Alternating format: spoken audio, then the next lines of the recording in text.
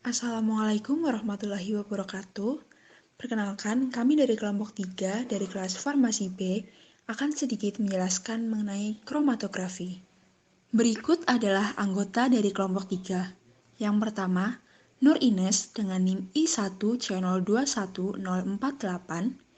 Yang kedua, Rifa Yuniasih dengan NIM I1C021054. Yang ketiga ada Seha Safira dengan NIM I1C021064. Yang keempat ada Lingga Negari dengan NIM I1C021068.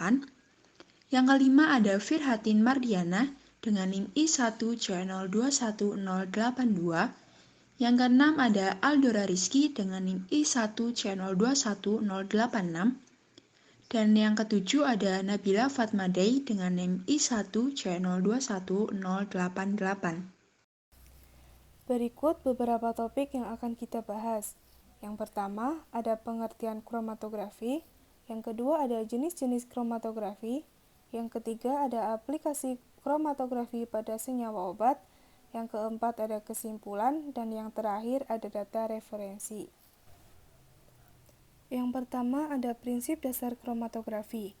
Kromatografi adalah teknik untuk memisahkan campuran menjadi komponennya dengan bantuan perbedaan sifat fisik masing-masing komponen. Prinsip dasar kromatografi yaitu pemisahan yang didasarkan atas distribusi diferensial komponen-komponen sampel di antara dua fasa, yaitu fasa diam atau stationary phase dan fasa gerak atau mobile phase. Kromatografi berdasarkan fasenya terbagi menjadi dua jenis, yaitu kromatografi cair dan kromatografi gas. Selanjutnya, jenis-jenis kromatografi. Jenis kromatografi ada dua, yaitu kromatografi cair dan kromatografi gas. Di sini kita akan membahas mengenai kromatografi cair. Yang pertama ada kromatografi kertas, yang kedua ada kromatografi kolom, dan yang ketiga ada kromatografi lapis tipis. Yang pertama, kromatografi kertas. Kromatografi kertas menggunakan kertas selulosa murni yang mempunyai afinitas besar terhadap air.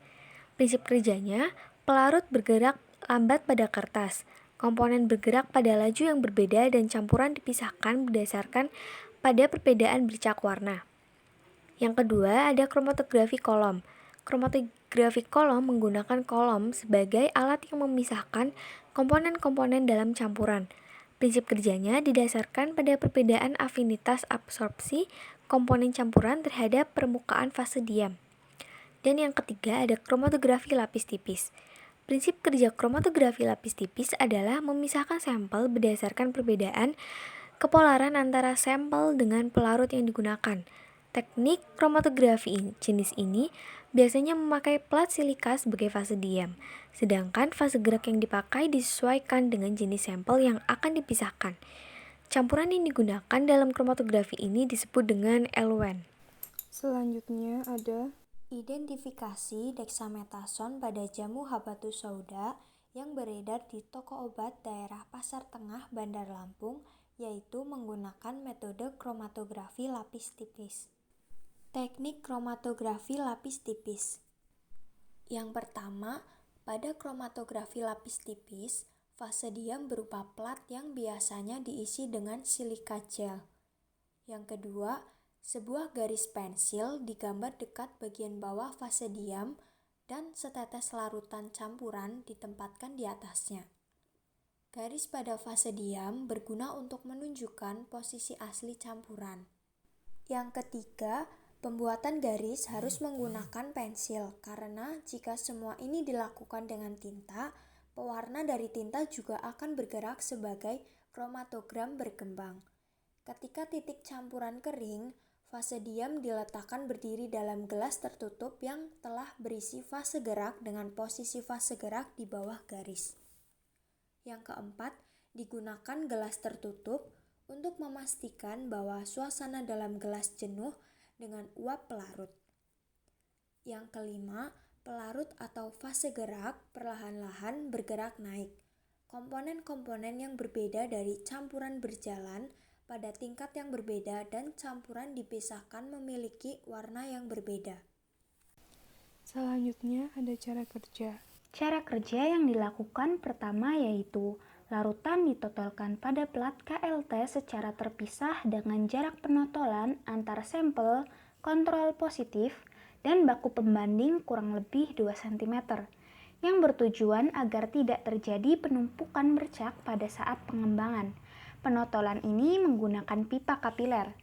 Penotolan diusahakan sekecil mungkin dan harus hati-hati agar lapisan penyerap tidak rusak dan hasil bercak yang diperoleh tidak melebar. Penotolan dilakukan sebanyak 3 kali pengulangan. Setelah penotolan pertama, totolan dibiarkan kering terlebih dahulu sebelum dilakukan penotolan berikutnya. Karena jika penotolan pertama belum kering kemudian ditambahkan penotolan berikutnya, maka bercak yang didapat dari hasil pemisahan akan melebar sehingga memengaruhi angka RF-nya. Kemudian yang kedua, plat dimasukkan ke dalam chamber yang telah jenuh dengan fase geraknya yaitu dichloroethana, diethyl ether, metanol, dan air dengan perbandingan 77:15:8:1,2. Kemudian, setelah fase gerak merambat naik sampai batas yang telah ditentukan, plat diangkat dari chamber dan dikeringkan di udara. Lalu dilakukan deteksi menggunakan lampu UV 254 nanometer. Fase diam dalam kerja ini yaitu silika gel GF 254 nanometer. Fase geraknya yaitu dichloroethana, diethyl ether, metanol, dan air. Penjenuhannya yaitu menggunakan kertas saring dan volume penotolan 15 mikroliter serta penampak bercaknya menggunakan lampu UV 254 nanometer.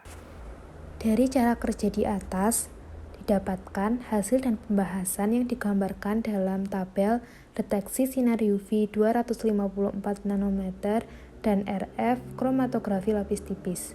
Pada sampel pertama, warna bercaknya ungu dan pada percobaan pertama nilai selisih RFS dikurangi RFBP-nya 0,58 dan pada pengulangan yang kedua nilainya 0,56 sehingga kesimpulannya negatif.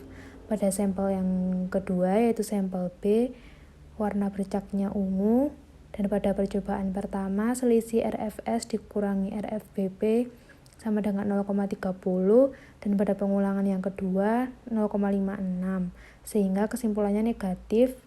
Dan pada sampel yang terakhir yaitu sampel C, warna bercaknya masih ungu dan pada percobaan yang pertama nilai selisih RFS dikurangi RFBP-nya 0,60 dan pada pengulangan yang kedua nilainya 0,29 sehingga kesimpulannya negatif.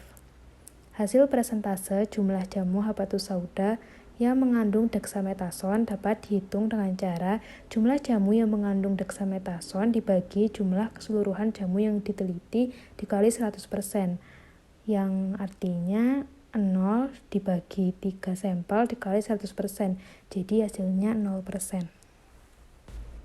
Metode pemisahan senyawa dexamethasone dari senyawa-senyawa lain menggunakan metode pemisahan campuran senyawa menjadi senyawa murninya dengan 2 fase, yaitu fase gerak dan fase diam, serta menggunakan detektor berupa lampu UV 254 nanometer sebagai penampak bercak. Kemudian, dari pemisahan ini dapat diamati bercak yang diperoleh berupa bulatan tidak melebar, timbulnya bercak warna ungu pada penotolan sampel, sampel ditambah baku pembanding, dan baku pembanding. Berdasarkan hasil penelitian dari ketiga sampel jamu habatus sauda dengan 3 merek yang berbeda, dapat dilihat hasil selisih perhitungan antara nilai RF sampel dengan RFBP. Diketahui harga RF yang diperoleh dari sampel A, B, dan C yaitu lebih dari 0,05 sehingga dapat disimpulkan tidak ada sampel jamu habatus sauda yang mengandung dexamethasone. Yang terakhir ada kesimpulan. Kromatografi adalah suatu teknik pemisahan molekul berdasarkan perbedaan pola pergerakan antara fase gerak dan fase diam. Pada kromatografi, lapis tipis prinsip kerjanya adalah memisahkan sampel berdasarkan perbedaan kepolasan antara sampel dengan pelarut yang digunakan. Fase diam yang digunakan adalah silika gel GF254NM. Sedangkan fase gerak yang dipakai adalah diklorotanaditil ether metanol air. Berdasarkan hasil penelitian identifikasi dexamethasone pada jamu hamba tusauda, kromatografi lapis tipis dapat disimpulkan bahwa pada jamu hamba tusauda, sediaan kapsul tidak ada sampel dari populasi jamu hamba tusauda yang mengandung dexamethasone. Ini merupakan daftar referensi yang kita pakai. Sekian dari kami, mohon maaf apabila terdapat banyak kekurangan. Wassalamualaikum warahmatullahi wabarakatuh.